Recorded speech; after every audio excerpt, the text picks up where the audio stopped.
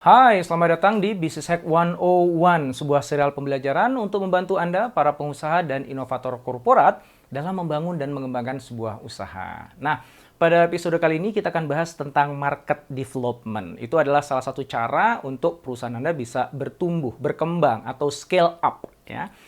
Nah, kayak gimana sih pengembangan pasar itu, market development, dan contohnya gimana ya? Dan yang lebih penting lagi, gimana cara kita bisa melakukannya? Nah, yuk kita simak aja jawabannya di video berikut ini.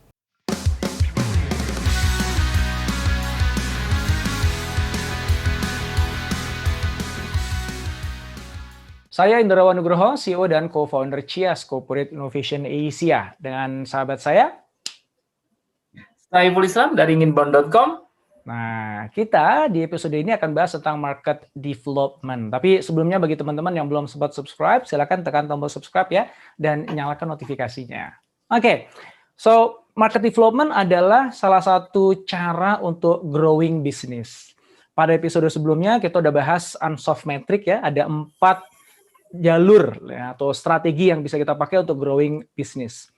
Market penetration udah kita bahas di episode 14, kemudian product development juga udah kita bahas di episode sebelumnya, dan kali ini kita bicara tentang market development, yang intinya adalah kita ngembangin bisnis kita buat semakin besar, nambahin revenue sebanyak-banyaknya, tapi jalurnya itu bukan dengan menambah produk baru, melainkan menambah pasar baru.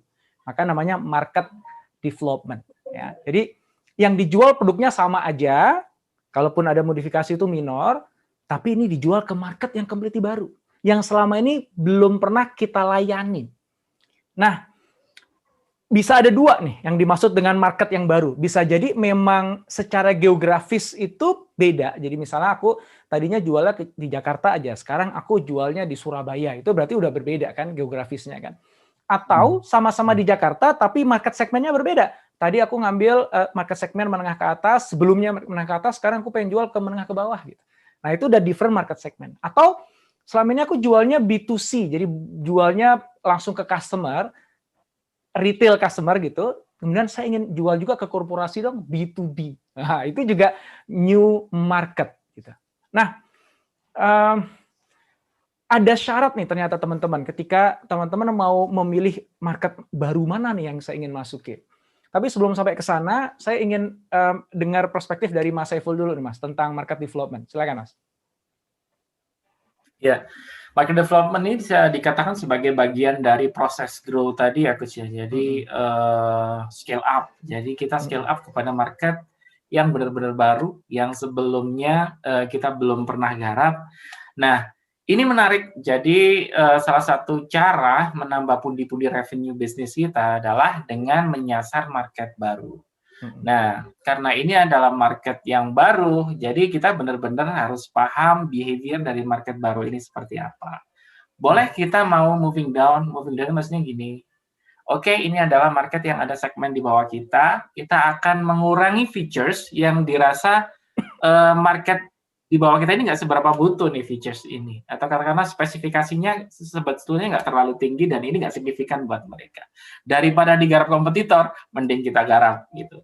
Atau kita pengen sesuatu yang moving up, jadi benar-benar kita pengen menyasar sesuatu market yang ada level di atasnya. Dulu zaman Toyota katakanlah awal-awalnya sebelum keluar satu brand baru gitu, dia masih menggunakan embel-embel Toyota, kayak misalnya dia nyasar market atas gitu, misalnya dengan Camry gitu. Terus akhirnya dia benar-benar terpikir gimana menciptakan Lexus gitu, jadi benar-benar totally new gitu. Tapi masih sama, masih mobil gitu. Bahkan sekarang yang lagi rame ada Toyota Supra yang benar-benar udah masuk kategori sports car dan itu rame banget. Nah, itu ke atas gitu. Jadi pergerakannya bisa 2, bisa ke bawah, bisa ke atas. Nah, itu contoh menarik dari banget Coach untuk dibahas. Iya, contoh dari market development dari aspek segmen ya. Jadi masuk ke market segmen baru gitu. Tapi geografinya bisa jadi sama gitu ya. Iya, iya betul. Ya, ya. Nah, Iya. kalau contoh Karena yang kalau geografinya kita berbeda itu ya gimana Mas? Iya, kalau geografik itu bisa bisa kompleks banget sih, bisa Ah, kompleks banget. Jadi kayak misalnya katakanlah franchise gitu ya, kayak misalnya Starbucks gitu, ketika dia dari developed country menuju ke developing countries itu udah mhm, berbeda sebenarnya. yes, yes, Secara market itu secara segmen sudah berbeda. yep, Makanya akan butuh penyesuaian-penyesuaian. Jadi bukan hanya penyesuaian secara spek produk gitu, tapi juga tergantung dari konteksnya. Jadi kadang misalnya dari negara yang katakanlah mayoritas umat non-Muslim masuk ke negara Muslim, pasti dia akan menyesuaikan konteks bahan-bahannya dan iya, lain-lain agar bisa iya, diterima. iya. Walaupun Nah, produknya kurang sih lebih masih seperti itu. sama gitu ya. Kalau dia Starbucks ya sama-sama Iya, kopi gitu. core-nya masih sama. Iya, cuman modifikasi Iya, sedikit supaya lebih mudah diterima oleh market segmen yang secara geografik atau bahkan budaya bisa berbeda gitu Mas ya. Oke, iya betul. itu contoh yang sangat bagus ya. Pertama adalah contoh mobil dari Toyota bahwa produknya sama-sama mobil, cuman yang sebelum menyasar hanya kalangan menengah, akhirnya juga ikut menyasar ke kalangan yang atas. Ya, produknya sama-sama mobil, Iya, cuman fiturnya ditambah dong supaya diterima di kalangan atas. Demikian juga ketika pindah ke kalangan bawah. iya. Sama-sama mobil tapi fiturnya dikurangi supaya masuk anggarannya. Nah, kalau Terjangkau. kopi tadi adalah contoh market development yang menyasar pada geographical area yang berbeda. Gitu. Nah, tadi saya sempat menyebut bahwa ada syarat nih. Kalau kita mau melakukan market development, kemudian kita pengen milih nih, saya kira-kira itu akan mengeksplorasi market yang mana ya? Kalau misalnya bicara geografik ke kota yang mana ya, atau ke area yang mana ya? Kalau kita bicara market segmen, mau kemana ya, mau ke atas atau ke bawah, atau pindah dari B2B ke B2C, atau sebaliknya gitu. Nah, untuk bisa memutuskan itu ada 3 syarat nih, Mas Saiful nih, yang perlu kita pertimbangkan ya. Hmm. Yang pertama adalah kemanapun arah perkembangan market kita, apakah tadi dari Jakarta pengen ke Surabaya, atau kita pengen segmennya ke atas ke bawah, atau ke B2B, B2C, pastikan di market baru yang kita sasar itu kita bisa meleverage teknologi atau keunikan produk yang kita miliki. Nah, gitu. Jadi jangan sampai begitu pas lagi kita masuk ke sana, akhirnya yang jadi keunikan kita jadi nggak bisa dipakai. Misalnya contohnya yang tadi itu, ternyata produk kita tuh ada alkoholnya misalnya gitu. Terus kita pengen masuk dan itu unik faktornya itu karena ada di situ gitu, ada fermentasi lah gitu, mungkin nggak alkohol ya. Nah kita masuk ke negara Muslim gitu yang itu diharamkan gitu. Nah ya janganlah gitu. Begitu pas lagi fermentasinya dihilangkan untuk menyesuaikan di negara Muslim tadi, tiba-tiba jadi nggak enak gitu misalnya. Ya itu berarti Cirinya hilang. salah gitu, salah masuk karena yang kekuatan ada di situ. Termasuk misalnya gini, ini saya jual gadget yang teknologinya itu sangat sangat canggih gitu. Tapi begitu pas lagi kita masukin ke negara tertentu, ternyata di sana mensyaratkan bahwa semuanya harus diproduksi di negara itu gitu. Sehingga akhirnya yang kecanggihan dari produk kita ini jadi nggak bisa diproduksi di sana gitu. Kenapa? Karena di negara itu dia belum bisa produksi itu gitu. Nah itu jangan gitu. Karena justru sesuatu yang menjadi kehebatannya kita, keunikannya kita, begitu kita jual di market yang baru tadi, jadi nggak bisa muncul. Nah ini syarat yang pertama Mas. Jadi ketika milih Yes. market, pastikan di market itu apa yang jadi keunikan kita, yang menjadi kehebatan, yang menjadi value propositions yang tinggi itu bisa kita bawa ke sana gitu. Bahkan kalau perlu bisa kita leverage di sana. Kebetulan di sana belum ada nih Iya. yang bisa melakukan itu, baru kita. Nah, itu malah lebih keren lagi. Nah, syarat yang kedua adalah memang market yang kita sasar itu secara populasinya memang menguntungkan gitu. Jadi jangan, wah mentang-mentang di sana populasinya banyak gitu, tapi ternyata nggak dompetnya tipis gitu. Sementara kita jual barang dengan harga yang relatif agak mahal, nah itu berarti kan nggak profitable gitu. Atau dompetnya tebal tapi terlalu sedikit populasinya gitu. Jadi kalau dihitung-hitung, wah nggak worth it dengan investasi kita pindah ke sana gitu. Yang ketiga adalah perilaku konsumen yang ada di market yang kita sasar itu nggak terlalu jauh berbeda dengan perilaku konsumen yang biasanya kita garap sebelumnya. Ya, kenapa ini penting? Karena begitu perilaku konsumen itu completely different, jangan-jangan yang mereka butuhkan completely different product gitu. Jadi produk yang kita miliki sekarang ditweak dikit-dikit itu ternyata nggak diterima. Jadi misalnya ya, saya nggak tahu apakah ada negara di dunia ini yang nggak suka kopi gitu misalnya ya. Terus habis itu Starbucks mau masuk ke sana gitu. Nah perilakunya udah completely berbeda. Mau Starbucks kopi di modif gimana pun juga, dasarnya mereka nggak suka Starbucks kok, gitu. Nggak suka kopi kok gitu. Nah itu kan jadi nggak make sense gitu. Nah tapi kalau misalnya ketiga itu teman-teman temukan di satu market yang baru, ya keunggulan, keunikan, kehebatan Anda itu ternyata bisa dipakai di sana, bisa di leverage di sana, bahkan jadi sesuatu yang pembeda utama di sana. Oke, satu kecontreng. Yang kedua, wah marketnya ini menguntungkan ini, udah populasinya banyak, kantongnya tebal pula, gitu. Kemudian yang ketiga adalah ternyata perilaku konsumen di sana nggak terlalu jauh berbeda kok dengan yang biasa kita garap sebelumnya kok. Nah itu kecontreng tiga-tiganya masuk ke sana. Peluang untuk suksesnya jadi baru gede masuk di sana. Gitu. Nah, Iya. kita masuk ke why-nya nih. Kenapa? Kenapa kok harus market development gitu? Kalau ini kebalikan dari yang product development ya Mas, yang kita bahas sebelumnya Mas ya. Kalau product development itu kan gini kan, kita udah punya market nih, kita udah punya database customer, kita udah pelanggan yang setia, sekian puluh ribu yang biasa beli ke kita. Kok ya kita cuman jual produk yang sama berulang-ulang sih kan ya bodoh tuh. Buat tawarin produk lain sehingga dia instead of beli satu dia jadi beli dua gitu. Gak cuma beli satu produk tapi beli produknya dua dari kita kan udah otomatis omset kita naik 2 kali lipat kan gitu. Nah, itu kan logiknya di balik product development. Nah, market development juga sebenarnya sama. Cuman bedanya gini, loh kamu udah punya produk yang bagus kok. Yang itu udah proven value-nya tinggi kok. Masa cuma dijual ke dia-dia lagi? Mau jual ke tetangga? Gitu. Mau jual ke segmen yang berbeda, ya kalaupun harus di-adjust, ya wajar lah di-adjust dikit lah. Ya, ini produk yang biasa mobil misalnya biasa dipakai di Eropa negara dingin terus dijual ke negara tropis Indonesia pasti harus ada yang berubah dong gitu. Ya. Nah, tapi tetap produk yang udah kita buat capek-capek, proven bagus, value-nya tinggi, kenapa nggak kita tawarin ke sebanyak mungkin orang? Logiknya tuh ada di situ sebenarnya. Nah, Mas, monggo Mas, perspektifnya marketing. Iya.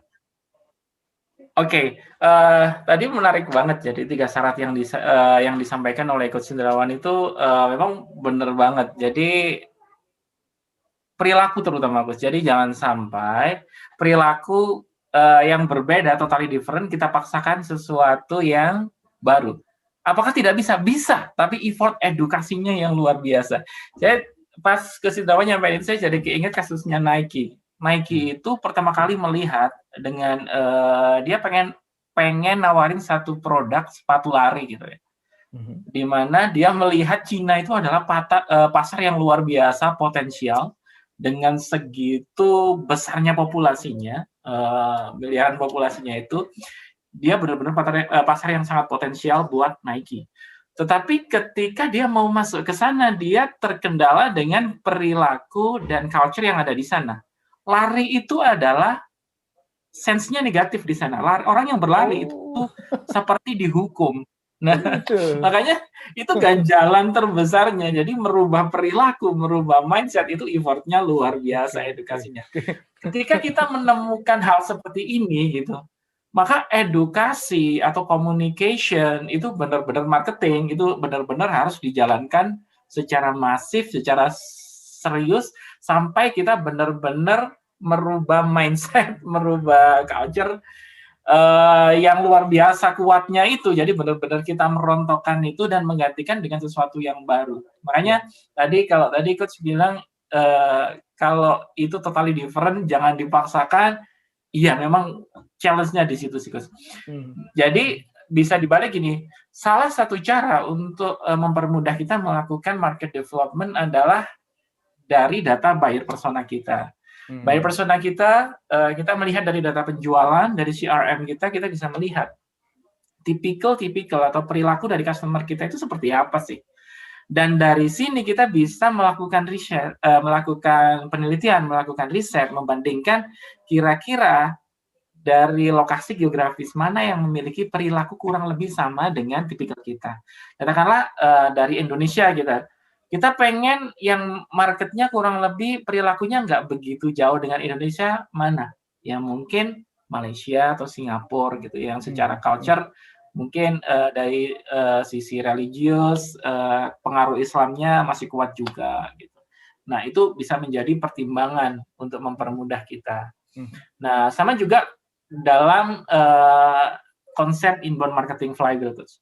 Jadi salah satu cara untuk mempercepat proses market development ini dengan menggunakan inner circle dari customer itu sendiri. Kenapa? Kadang kita ingin menyasar market yang benar-benar baru, tetapi kita kebingungan.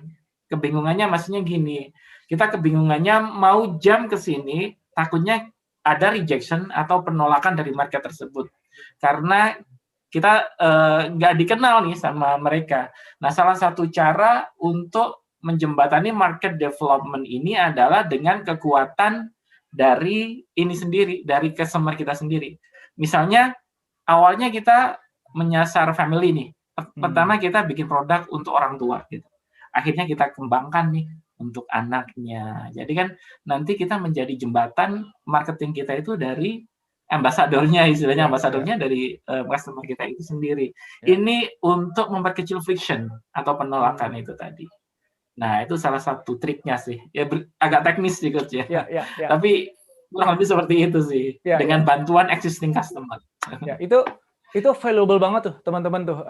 Trik yang disampaikan oleh Mas Saiful tadi ya. Jadi ketika kita memilih market yang baru, tadi kalau saya kan menyebutkan syaratnya 3 itu. Tapi Mas Saiful nambahin lagi tadi ya, make sure yang antara yang lama yang baru tuh tetap masih ada hubungan supaya nanti bisa mengurangi friksi dan wow itu valuable banget gitu ya, harus dicatat tuh teman-teman. Nah, pertanyaannya kan gini nih Mas Saiful, terakhir nih ya sebelum kita tutup nih di episode ini ya, kalau ternyata emang beda banget gitu Mas, jadi misalnya kita mau masuk ke China tadi contohnya gitu ya. Kita produsen sepatu mau masuk ke China gitu, atau produk makanan yang pakai fermentasi yang itu sulit diterima di negara Muslim gitu misalnya. Itu terus gimana dong? Aku nggak bisa market development ke sana dong. Ya jangan gitu. Lah terus gimana dong? Gue nggak bisa main ke China, gue nggak bisa main ke negara populasi Muslim, bisa. Tapi strateginya bukan market development. Strateginya adalah yang keempat. Masih kan nggak tahu 4 itu apa aja tuh yang dari Unsolved Metric ya. Yang pertama kan market penetration, habis itu product development, kemudian market development, baru yang keempat adalah diversification. Nah itu. Jadi kalau memang kita masuk ke market yang completely new, yang mana kita nggak bisa tawarin produk yang sama dengan yang kita miliki, sehingga harus membuat produk baru, nah itu kita mainnya di diversification. Yang itu akan kita bahas di episode berikutnya. Oke, Mas Saiful, thank you so much Mas. Sampai ketemu di episode berikutnya Mas. Jika Anda menemukan video ini bermanfaat, silahkan subscribe, like, dan jangan lupa untuk nyalakan notifikasinya.